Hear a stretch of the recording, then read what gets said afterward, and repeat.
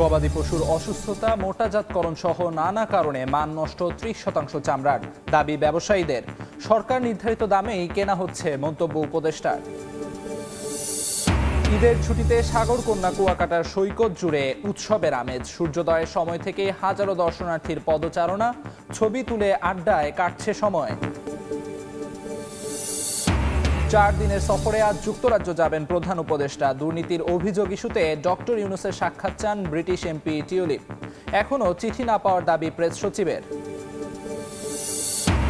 উত্তাল loss অ্যাঞ্জেলেসে national গার্ডের মুখোমুখি বিক্ষুব্ধ জনতা। গুলি, টিয়ারশেল ও লাঠিপেটায় দমনের চেষ্টা। বিভিন্ন স্থানে গাড়িতে আগুন। ট্রাম্পের পদত্যাগ দাবি।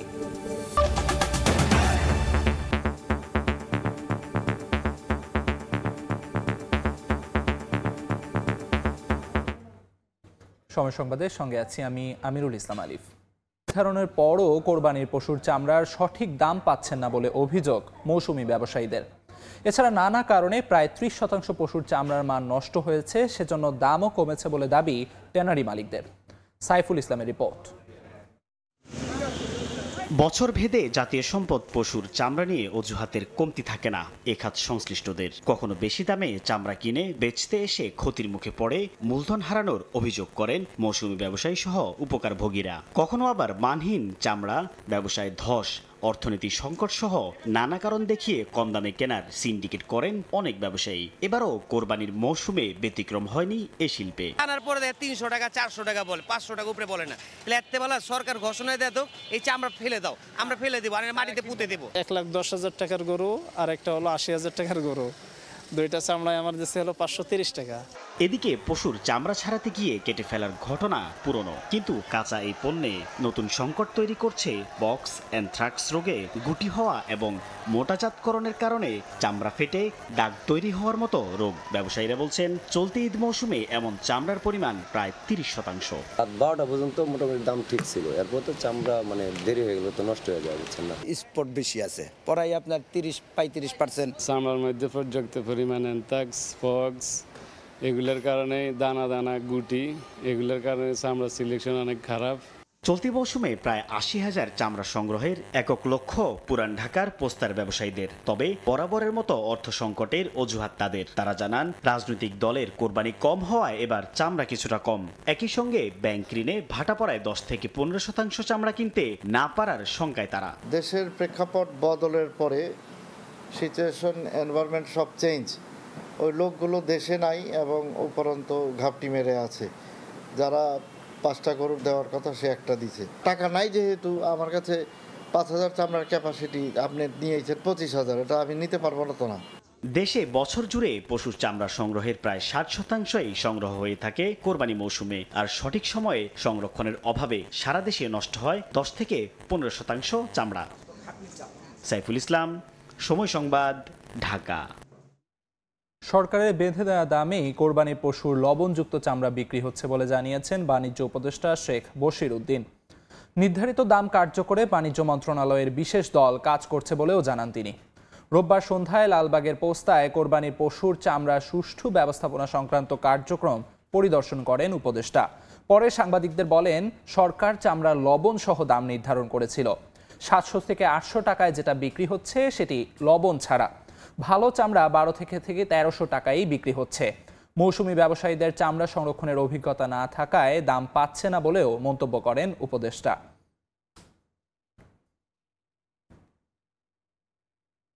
কোরবানির পশুর চামড়া সংগ্রহের খবর জানাতে কুষ্টিয়ার চামড়ার মোকামে আছেন সহকর্মী এস.এম. রাশেদ। সরাসরি যাচ্ছি তার কাছে।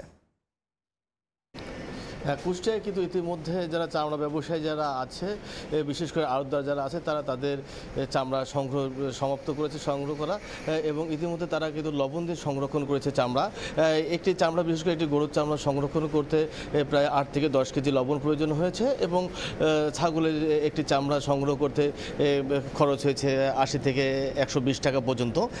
এবং তারা যে দাবি করছে যে কুষ্টিয়া চামড়া ব্যবসায়ীরা যাতে চামড়ার যে দাম সরকারিভাবে যে দাম বেঁধে দিয়েছে সেটি যদি তারা পায় তবে তারা লাভের মুখ দেখবে বলে আমাদেরকে জানিয়েছেন কুষ্টিয়া চামড়া ব্যবসায়ীরা। তবে তাদের যে চামড়া সংরক্ষণ করা হয়েছে সে চামড়া কিন্তু 10 দিনের পূর্বে কিন্তু ঢাকার কোনো ট্যানারির মালিক নিতে পারবে না বলে আমাদেরকে জানিয়েছেন কুষ্টিয়া চামড়া ব্যবসায়ীরা। এবং এই 10 দিন কিন্তু সংরক্ষণে রাখতে হবে কুষ্টিয়ার যে চামড়া ব্যবসায়ীদের এই চামড়াগুলো। ইতিমধ্যেই কিন্তু তাদের যে এখানে যারা আছে তারা কিন্তু আমাদেরকে জানিয়েছেন যে কুষ্টিয়ার যে চামড়াটি রয়েছে এই চামড়াটি নিতে কিন্তু এখনও 10 দিন সময় লাগবে বলে আমাদেরকে জানিয়েছেন। এবং ইতিমধ্যেই তারা কিন্তু ঢাকার যে ট্যানারি মালিকরা রয়েছে তাদের সাথে যোগাযোগ করেছে এবং তারা 10 দিনের পূর্বে এই মাল কিন্তু ঢাকায় ঢুকবে না বলে আমাদেরকে জানিয়েছেন। যদিও কুষ্টিয়ায় একটি সীমান্তবর্তী এলাকায় ইতিমধ্যেই বিজিবির পক্ষ থেকে সীমান্তে কিন্তু অতিরিক্ত টহল জোরদার করেছে যাতে কাঁচা চামড়া কোনোভাবেই ওপারে ভারতে পার হতে না পারে সেই বিষয়ে আসলে নজরদারি রাখছে। এছাড়া মৌসুমি ব্যবসায়ীরা কিন্তু সঠিকভাবে চামড়া সংরক্ষণ করতে পারে না, যার কারণে কিন্তু একটি চামড়া নষ্ট হওয়ার সম্ভাবনাও রয়েছে বলে জানিয়েছেন কুষ্টিয়া চামড়া ব্যবসায়ীরা। কুষ্টিয়ার চামড়ায় কিন্তু 800 থেকে 1000 টাকা দরে কিন্তু কিনেছে কুষ্টিয়া চামড়া ব্যবসায়ী। তো কুষ্টিয়ার চামড়া কেনা বেচা নিয়ে এই ছিল আমার কাছে সর্বশেষ। কুষ্টিয়ার চামড়া মোকাম থেকে সবশেষ জানাছিলেন সহকর্মী SM রাশেদ। বর্জ্য অপসারণে ঈদের দ্বিতীয় দিনও কাজ করেন পরিচ্ছন্নতা কর্মীরা। এদিন নগরের বিভিন্ন এলাকায় পচনশীল বর্জ্যের বদলে শুকনো ময়লাই বেশি দেখা যায়। বর্জ্য অপসারণে দিন রাত পরিশ্রম করতে দেখা যায় ঢাকার 2 সিটির পরিচ্ছন্নতা কর্মীদের। ময়লা তুলে নির্দিষ্ট স্থানে জড়ো করেন তারা। কিছুক্ষণ পর পর গাড়ি গিয়ে বর্জ্য তুলে নিয়ে ফেলে ডাম্পিং স্টেশনে। এই কর্মযজ্ঞে সামিল হন 20,000 কর্মী। তবে বিচালি, মাংস প্রস্তুতের সরঞ্জাম সহ শুকনো বর্জ্য দেখা যায় বিভিন্ন সড়কে। ঈদের প্রথম দিন 19,500 টন কোরবানির বর্জ্য অপসারণ করে 2 সিটি কর্পোরেশন। ঈদের ছুটিতে কুয়াকাটা সমুদ্র সৈকত রূপ পেয়েছে উৎসবের। ঈদের তৃতীয় দিন সকাল থেকেই পর্যটকদের পদচারণায় মুখর সৈকত। এই মুহূর্তে সৈকতের 0 পয়েন্টে আছেন সহকর্মী শিকদার জাবির হোসেন। সরাসরি যাচ্ছি তার কাছে। ঈদুল আজহা এবং সাপ্তাহিক ছুটি মিলিয়ে এবার টানা 10 দিন সরকারি ছুটি। আর এ কারণেই দেশের দূর দূরান্ত থেকে ছুটে এসেছেন হাজার হাজার পর্যটক। এই মুহূর্তে কুয়াকাটা সমুদ্র সৈকত পর্যটকদের পদচারণায় মুখর হয়ে উঠেছে। আমরা দেখতে পাচ্ছি সৈকতের বালিয়াড়িতে কেউ গা ভাসাচ্ছেন, আবার কেউ সৈকতের যে বেঞ্চি রয়েছে সেই বেঞ্চিতে বসে প্রিয়জনের সঙ্গে সময় কাটাচ্ছেন। গানে আড্ডায় বিভিন্নভাবে পর্যটকরা আনন্দে মুখর রয়েছেন। আমরা দেখতে পাচ্ছি কুয়াকাটা সৈকতে বড় বড় ঢেউ আসতে পড়ছে এবং এই ঢেউয়ের তালে তালে দোল খাচ্ছে পর্যটকরা কিন্তু বিভিন্নভাবে আনন্দ উল্লাস করছেন। নানা শ্রেণী পেশার নানা বয়সী মানুষ কিন্তু তারা আনন্দ উপভোগ করছেন। কুয়াকাটা সৈকতের আশপাশের যে দর্শনীয় স্পটগুলো রয়েছে, লেম্বুর বন, লাল কাঁকড়ার চর এবং ফাতরার বন সহ যে স্পটগুলো রয়েছে সেই স্পটগুলো কিন্তু এখন পর্যটকদের পদচারণায় মুখর রয়েছে। অর্থাৎ দিন যত যাচ্ছে ততই কিন্তু পর্যটকের সংখ্যা বাড়ছে। আমরা গতকাল পর্যটকের যে পরিমাণ উপস্থিতি দেখেছি আজকে কিন্তু তার চেয়েও বেশি উপস্থিতি আমরা দেখতে পাচ্ছি এবং ঈদের দিনে যে পর্যটকের যে ধরনের উপস্থিতি ছিল আজকে ঈদের তৃতীয় দিনে কিন্তু তার চেয়েও বেশি পর্যটক। অর্থাৎ এখানকার পর্যটকরা পর্যটন সংশ্লিষ্ট ব্যবসায়ীরা জানিয়েছেন যে দিন যত যাচ্ছে ততই পর্যটকের সংখ্যা বাড়ছে। এই টানা 10 দিনের ছুটিতে পর্যায়ক্রমে কিন্তু পর্যটকের সংখ্যা বাড়তেই থাকবে। আগামী 3-4 দিন কিন্তু পর্যটকের সংখ্যা বৃদ্ধি পাবে এবং পর্যটকের সংখ্যা অনেক বেশি থাকবে। আর কুয়াকাটা যেহেতু একই স্থানে দাঁড়িয়ে সূর্যোদয় এবং সূর্যাস্ত দেখা যায় সে কারণে দেশের পর্যটকদের জন্য সবচেয়ে বেশি আকর্ষণ কিন্তু কুয়াকাটা। যেই জায়গাটিতে আমি দাঁড়িয়ে আছি 0 পয়েন্ট, এই 0 পয়েন্টে দাঁড়িয়েই কিন্তু ভোরের সূর্যোদয় দেখেছে পর্যটকরা। আবার আজকে সন্ধ্যার যে সূর্যাস্ত সেটি কিন্তু এই জায়গাটিতে দাঁড়িয়ে দেখা যাবে এবং সেজন্য কিন্তু তারা অধীর আগ্রহ অপেক্ষায় আছেন যে আজকের যে শেষ বিকেলের সূর্যাস্ত তারা এই জায়গাতেই দাঁড়িয়ে দেখবেন। তো এতটুকুই ছিল কুয়াকাটা থেকে আমার কাছে সবশেষ তথ্য। 2026 সালের এপ্রিল মাস জাতীয় সংসদ নির্বাচনের জন্য সব দিক থেকে উপযুক্ত সময়, এমনটাই জানালেন প্রধান উপদেষ্টার প্রেস সচিব শফিকুল আলম। সময় সংবাদকে দেয়া সাক্ষাৎকারে তিনি জানান, প্রধান উপদেষ্টা লন্ডন সফরে বাংলাদেশ থেকে যুক্তরাজ্যে পাচার হওয়া সম্পদ ফিরিয়ে আনাই প্রধান লক্ষ্য। তিনি বলেন, সেখানে প্রধান উপদেষ্টার সাক্ষাৎ চেয়ে ব্রিটিশ এমপি টিউলিপ সিদ্দিকের চিঠি হাতে পাননি তারা। প্রধান উপদেষ্টা লন্ডন সফরে বিএনপির ভারপ্রাপ্ত চেয়ারম্যান তারেক রহমানের সঙ্গে বৈঠক হবে কিনা তা লন্ডনে গিয়ে বোঝা যাবে বলেও জানান তিনি। 4 দিনের সফরে সোমবার সন্ধ্যায় ঢাকা ছাড়বেন ডক্টর মোহাম্মদ ইউনূস। সবাইকে আমার সালাম জানাচ্ছি। দেশের রাজনৈতিক দলগুলোর দাবির মুখে শুক্রবার জাতির উদ্দেশ্যে দেয়া ভাষণে আগামী জাতীয় সংসদ নির্বাচনের রোডম্যাপ ঘোষণা করেন প্রধান উপদেষ্টা ডক্টর মোহাম্মদ ইউনূস। জানান, আগামী বছর এপ্রিলের মাঝামাঝি অনুষ্ঠিত হবে ভোট। আগামী জাতীয় নির্বাচন 2026 সালের এপ্রিলের প্রথমার্ধের যে কোনো একটি দিনে অনুষ্ঠিত হবে। এপ্রিলের রোডম্যাপে বিএনপি সহ কয়েকটি রাজনৈতিক দল হতাশা প্রকাশ করে। তাদের দাবি, বাংলাদেশের আবহাওয়া ও অন্যান্য কারণে এপ্রিল মাস ভোটের জন্য উপযুক্ত সময় নয়। এপ্রিল মাসের ঘোষণা করেছেন, নিঃসন্দেহে এতে আসলে আমরা নয়, আমাদের গোটা জাতি হতাশ হয়েছে। তবে সময় সংবাদকে দেয়া একান্ত সাক্ষাৎকারে প্রধান উপদেষ্টার প্রেস সচিব শফিকুল আলম জানালেন, সংস্কার, বিচার ও বাংলাদেশের আবহাওয়া সব মিলিয়ে এপ্রিলের দ্বিতীয় সপ্তাহ ভোট আয়োজনের উপযুক্ত সময়। আমাদের ম্যান্ডেট হচ্ছে রিফর্ম, আমাদের ম্যান্ডেট হচ্ছে ট্রায়াল, আমাদের ম্যান্ডেট হচ্ছে ইলেকশন। এই প্রত্যেকটা জিনিস লক্ষ্য করে চিফ অ্যাডভাইজার এপ্রিলের প্রথমার্ধে টাইম দিয়েছেন। ওই সময়টা আমরা আবহাওয়াবিদরা বলেন যে প্রথম 10 দিন টেম্পারেচার মোটামুটি ঠিক থাকে। এপ্রিল মাসের প্রথম অর্ধটা মানে 14-15 তারিখ পর্যন্ত যে এটা একটা ফ্যান্টাস্টিক টাইম। এ সময় তিনি কথা বলেন প্রধান উপদেষ্টার লন্ডন সফর নিয়ে। জানান, ফ্যাসিবাদী আমলে বিদেশে পাচার হওয়া টাকার বড় অংশ চলে গেছে ইংল্যান্ডে। দেশের পাচার হওয়া টাকা ফিরিয়ে আনা সফরের অন্যতম লক্ষ্য। এছাড়াও ব্রিটেনের রাজা ও সংশ্লিষ্টদের সঙ্গে বাংলাদেশের স্বার্থ সংশ্লিষ্ট বিভিন্ন বিষয়ে আলোচনা হবে। ফোকাসটা থাকবে অ্যাসেট রিকভারি, যে টাকাটা চুরি হয়ে ইউকেতে গিয়েছে সেই টাকাটা কিভাবে আমরা রিকভার করব। এ সময় শফিকুল আলম জানান, প্রধান উপদেষ্টার সাক্ষাৎ চেয়ে ব্রিটিশ এমপি টিউলিপ সিদ্দিকের চিঠি হাতে পাননি তারা। এছাড়াও প্রধান উপদেষ্টার সঙ্গে লন্ডনে বিএনপির ভারপ্রাপ্ত চেয়ারম্যান তারেক রহমানের বৈঠক হবে কিনা তা এখনও ঠিক হয়নি বলেও জানান তিনি। আপনারা যেরকম এই গার্ডিয়ানে দেখেছেন, আমরাও সেরকম শুনছি, দেখছি বাট অফিসিয়ালি আমাদের কাছে কোনো চিঠি আসেনি। তারেক রহমান বাংলাদেশের সবচেয়ে বড় পার্টির উনি হচ্ছেন লিডার, আর চিফ অ্যাডভাইজার হচ্ছেন ইন্টারিম গভর্নমেন্টের প্রধান। তো ওনাদের মিটিং হলে তো অবশ্যই ভালো তো ভালো একটা মেসেজ। তো কিন্তু কথা হচ্ছে যে এটা হচ্ছে কি হচ্ছে না এখন পর্যন্ত আমরা এখনো কিছু বলতে পারছি না। আমরা ওইখানে যেয়ে আপনাকে বলতে পারবো। 4 দিনের সফরে সোমবার সন্ধ্যায় ঢাকা ছাড়বেন প্রধান উপদেষ্টা ডক্টর মোহাম্মদ ইউনূস। নাজমুস্তালেহি, সুমনের ব্যাংককে চিকিৎসা নিয়ে 1 মাস পর দেশে ফিরেছেন সাবেক রাষ্ট্রপতি আব্দুল হামিদ। রোববার রাত 1:30টায় থাই এয়ারওয়েজের একটি ফ্লাইটে তিনি ঢাকা পৌঁছান। রাত 3টার দিকে ইমিগ্রেশন ত্যাগ করেন। শাহজালাল বিমানবন্দরের নির্বাহী পরিচালক গ্রুপ ক্যাপ্টেন SM রাগির সামাদ এ তথ্য নিশ্চিত করেছেন। আব্দুল হামিদের সঙ্গে তার শ্যালক নওশাদ খান ও ছোট ছেলে রিয়াদ আহমেদ তুষার ছিলেন বলে জানা গেছে। গত 7 মে গভীর রাতে থাই এয়ারওয়েজের একটি ফ্লাইটে ঢাকা ত্যাগ করেছিলেন আব্দুল হামিদ। তার বিরুদ্ধে মামলা থাকায় দেশ ত্যাগ করা নিয়ে শুরু হয় ব্যাপক সমালোচনা।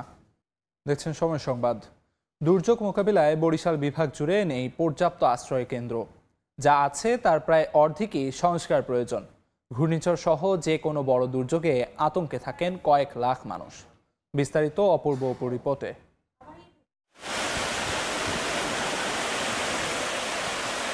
ঝড় জলোচ্ছ্বাসে সবচেয়ে বেশি ক্ষতির মুখে থাকা সাগরকুলের ঢালচর ও পূর্ব ঢালচরে প্রায় 4000 মানুষের বসবাস। বর্তমানে এ দুটি চরে কোনো ঘূর্ণিঝড় আশ্রয় কেন্দ্র নেই। মেঘনা ও তেঁতুলিয়া নদীর তীরবর্তী 9টি চরে নেই কোনো ঘূর্ণিঝড় আশ্রয় কেন্দ্র। তথ্যমতে দ্বীপ জেলা ভোলার 20 লাখ মানুষকে ঝড় জলোচ্ছ্বাসে নিরাপদ আশ্রয়ের জন্য সাইক্লোন শেল্টার ও স্কুল কাম সাইক্লোন শেল্টার রয়েছে 869টি। কয়েক লাখ পশুর জন্য মাটির কিল্লা আছে মাত্র 14টি। আমাদের এই ঢালচরে বন্যা হলে, ঘূর্ণিঝড় হলে মানুষ যথেষ্ট পরিমাণে ক্ষতিগ্রস্ত হয়। আমাদের এখানে কোনো সাইক্লোন সেন্টার নাই। বিষখালী নদীর তীরবর্তী বরগুনা সদর উপজেলার উত্তর ডালভাঙা, লতাবাড়িয়া এবং মাছখালী গ্রাম, এই 3টি গ্রামের একটি গ্রামেও নেই কোনো সাইক্লোন শেল্টার। প্রতিটি ঘূর্ণিঝড় এই 3টি গ্রামকেই লন্ডভন্ড করে দেয়। 15টি সাইক্লোনটা এখন তার মূল্যায়ন পর্যায়ে আছে। খুব শীঘ্রই হয়তো আমরা ঠিকাদারকে মাঠে নিতে পারবো। উপকূলীয় দুর্যোগ ঝুঁকিপূর্ণ জেলা পটুয়াখালীতে বর্তমানে যে কটি আশ্রয়কেন্দ্র রয়েছে তাতে জেলার 10 ভাগের 1 ভাগ মানুষেরও জায়গা হয় না বলে অভিযোগ। আমাদের কাছাকাছি কোনো সাইক্লোন সেন্টারও নাই। তবে সরকার সতর্ক আছে উল্লেখ করে মেরামত ও নতুন করে আশ্রয় কেন্দ্র তৈরির চেষ্টা চলছে বলে জানিয়েছেন বরিশাল বিভাগের কমিশনার। কোথাও একটু মেরামতের প্রয়োজনীয়তা দেখা দিয়েছে, আমরা এগুলো একটু যোগাযোগ করেছি যেন বিশেষ করে সাইক্লোন সেন্টারগুলো মেরামত করা হয়। 6 জেলায় ৩,২৯৫টি কেন্দ্রের ১,০৭১টি মেরামত করতে হবে সরকারি পর্যবেক্ষণে। অপূর্ব অপু, সময় সংবাদ, বরিশাল। যুক্তরাষ্ট্রে লস অ্যাঞ্জেলেসে অভিবাসী বিরোধী বিক্ষোভ তীব্র আকার ধারণ করেছে। স্থানীয় সময় রোববার ভোরে লস অ্যাঞ্জেলেস সিটি হলের সামনে হেলমেট পরা সেনাদের অস্ত্র এবং হাতে ঢাল নিয়ে অবস্থান করতে দেখা যায়। বিক্ষোভ দমাতে গুলি, টিয়ারশেল নিক্ষেপ ও লাঠি চার্জ করে পুলিশ। সেনা মোতায়েনে ক্ষুব্ধ প্রতিক্রিয়া জানিয়েছেন ডেমোক্র্যাট নেতারা। এদিকে মার্কিন প্রেসিডেন্ট ডোনাল্ড ট্রাম্প বলেছেন, দেশ ও নাগরিকদের সুরক্ষায় প্রয়োজনে সব জায়গায় সেনা মোতায়েন করা হবে। শুক্রবার লাতিন অধ্যুষিত এলাকা প্যারামাউন্ট ডিস্ট্রিক্টে নথিবিহীন অভিবাসী গ্রেফতারে অভিযানে নামলে স্থানীয় লোকজন যুক্তরাষ্ট্রের কেন্দ্রীয় প্রতিষ্ঠান immigration and customs enforcement IECE সদস্যদের সঙ্গে সংঘর্ষে জড়ান। এরপরই শুরু হয় ব্যাপক উত্তেজনা।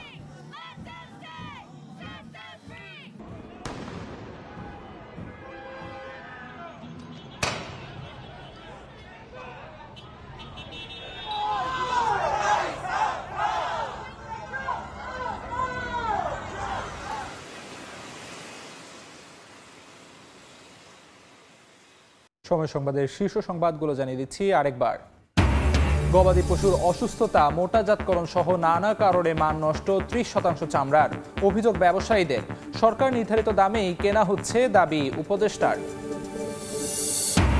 ঈদের ছুটিতে সাগরকন্যা কুয়াকাটা সৈকতে উৎসবের আমেজ। সূর্যোদয়ের সময় থেকেই হাজারো দর্শনার্থীর পদচারণা, ছবি তুলে আড্ডায় কাটছে সময়। এবং আজ যুক্তরাজ্য সফরে যাবেন প্রধান উপদেষ্টা। তারেক রহমানের সঙ্গে সাক্ষাতের বিষয়টি এখনো চূড়ান্ত নয়, জানালেন প্রেস সচিব। টিউলিপের চিঠি না পাওয়ার দাবি।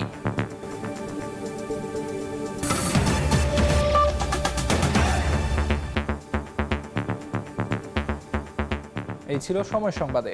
সঙ্গে থাকুন সময়।